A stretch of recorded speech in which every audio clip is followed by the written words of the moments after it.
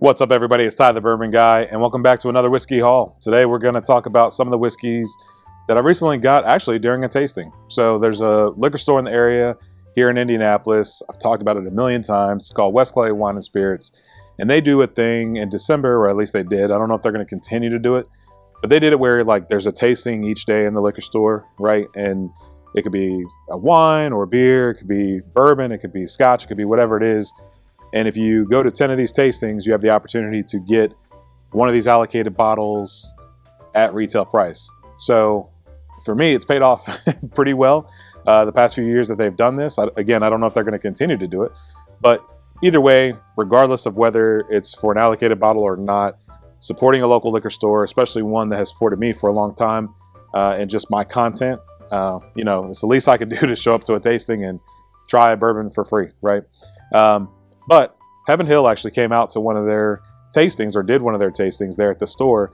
And because it was Heaven Hill, I guess they brought out, everything that they had to sell at that particular day.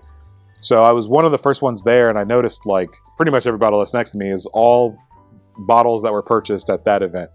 So we'll start with this one first. Larceny C923. Now this particular one is one that obviously have not got a chance to try yet, but it's one that some people think it's better than the Elijah Craig Barrel Proof C923. I recently reviewed that. I'll add a little box up here for you to check out that review. But a lot of bottles that are hyped up, I'm so critical of these bottles because I hate it. I've said this before, but when everybody goes left, I want to go right naturally. So for me, a bottle that's overhyped, I'm just like, I got to be critical of it. And the Elijah Craig Barrel Proof, spoiler alert, I tried to be critical, but I couldn't be. It was a great bottle of whiskey, for sure. So for people to say that some people to say that this one's better, I had to get it. And I had to absolutely try this and let's see, is it better than the Elijah Craig or is it not?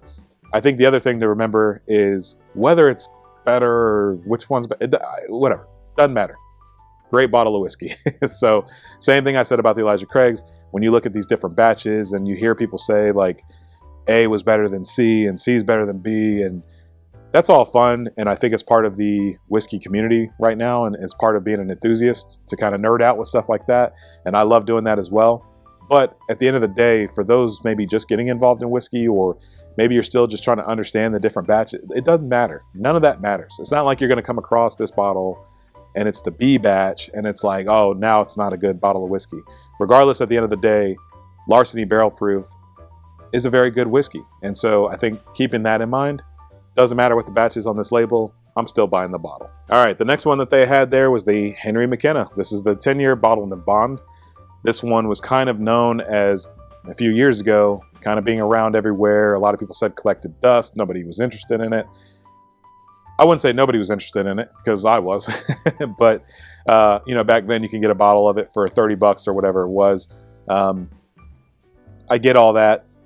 But there was a famous reviewer who reviewed it, said it was the whiskey of the year, and then all of a sudden it flies off the shelves, and now everybody's upset because you can't ever find it and everything else, right? But I'm starting to see it come around more often, way more often than I used to, so I would imagine that they're finally starting to catch up with the demand.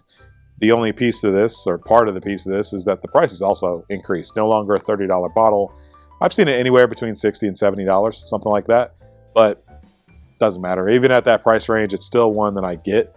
I think with this one, I've seen more of a difference, meaning that it's a single barrel, 10-year bottled in bond. So a bottled in bond, for those that may not know, has to at least be 4 years old.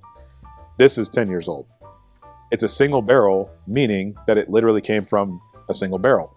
So I have several bottles of Henry McKenna, and I've had several in the past. And so each one, although may be similar, it's going to be different. It's going to be maybe a different experience, or at least has the potential to be. And so a lot of the times you run the risk more, I guess, of kind of finding one that's not really the one you want, or not really one that matches with what you expect. I see this with certain single barrels, and then other ones I don't see it as much. So, there's certain ones that are, a Russell's Reserve single barrel I've had some that are picked that are fantastic. I think overall, though, the single barrel, I know exactly what I'm getting, and I don't know that I've ever had a bad single barrel just right off the shelf, not a store pick or a club pick or anything like that. There have been like new riff single barrels that process means that each bottle and each barrel is going to be different. It's part of their process, and that I think translates over to the bottle. So now when I see a new riff single barrel, that can be extremely different from this other single barrel over here. So I think it just kind of depends on the distillery. I think it depends on their process. I think it depends on a lot of things. Henry McKenna is one that I think somewhat remains consistent, but I've also heard of people having great bottles and not so good bottles and things like that. So anytime somebody says that their whiskey of the year is a single barrel, I think, or even if I review something that's a single barrel, you have to take it with a grain of salt and just remember that this particular one that I'm trying is going to be different than the one that you have. And there could be some differences in experience there. But either way, I'm taking the chance on Henry McKenna anytime I can find it for the price that it should be at, which again, right now seems to be in that $60 to $70 range. I saw some people marking it up to $100 and maybe even over. I hope those days are over now that the demand is starting to be met with the actual supply. So we'll see. Speaking of increase in supply, this is the Elijah Craig Toasted Barrel. This one was one that, at least in Indiana, was very hard to find originally. Definitely still find it. It wasn't like a Pappy or something like that. Could still find it, but it was very hard to come by. And if I did find it, it was like, hey, we've got one behind the counter, something like that. And that seems like it's kind of going in a good direction now. I wouldn't say it's like just sitting on the shelf everywhere I go, but this one definitely is findable now. And it was just, like I said, I went to this tasting and it was just sitting there. So they did bring them out for this particular event, and the price tag's actually still on it. About $60 here, $59.99. Great price for this bottle, I think. I know this one has been one that has been kind of hit or miss for a lot of people, but I actually like this a lot.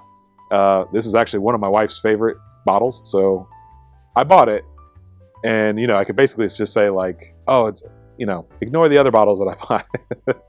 I bought you your favorite bourbon.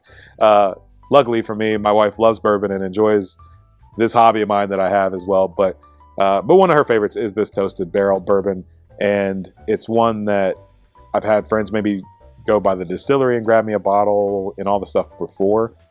Now, not so much. Again, relatively easily findable if you just kind of look and talk to different people and try to get some feelers out there, or even look at online. I've seen some retailers online sell this at maybe about $69, something like that. So you can still find it for sure, but still a very good bottle. And last but not least, they actually had a store pick that was this is a 10-year-old. This would be the Elijah Craig Barrel Proof Private Selects, if you want to put it that way. These are the single barrels that were, whatever the case is. Like I said, Elijah Craig Barrel Proof. And there's been different ages. There's been different proofs similar to how they handle the Elijah Craig Barrel Proofs, except for those are batched products. Again, this is a single barrel. So this particular one is 10 years old. It's 123.6 proof. And the nickname for it is From the Rubble. So the guy that manages the store actually told me the story. I don't remember it exactly, but I know that the Heaven Hill on Fire was involved in this, and I don't know if it was, I don't think it was something, I think they had to transport that barrel somewhere, but it was involved in that. So I just basically laughed and said, I'll take it either way. I don't care what the name is or what the story is. I just enjoy these.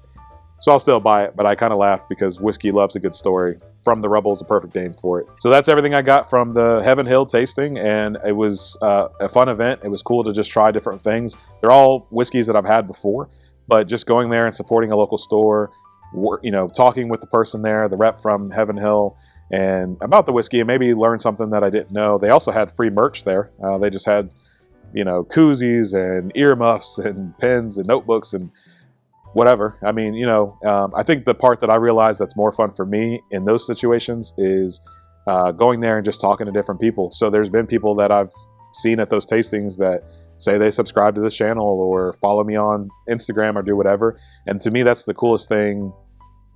That's the coolest thing that there is, really. I mean, that's because to me, at the end of the day, I'm just a guy talking about whiskeys that I like, and I don't know why any of you follow me, but I appreciate it. And so the fact that I see some of these people out, you know, and if you ever see me at an event, please say hi and just talk to different people and to hear where people are in their whiskey journeys. I love it. And again, it's my favorite thing. I'd much rather hear from you and talk about that type of stuff than to argue whether an A batch is better than a B batch or whatever. That to me is not really as much fun.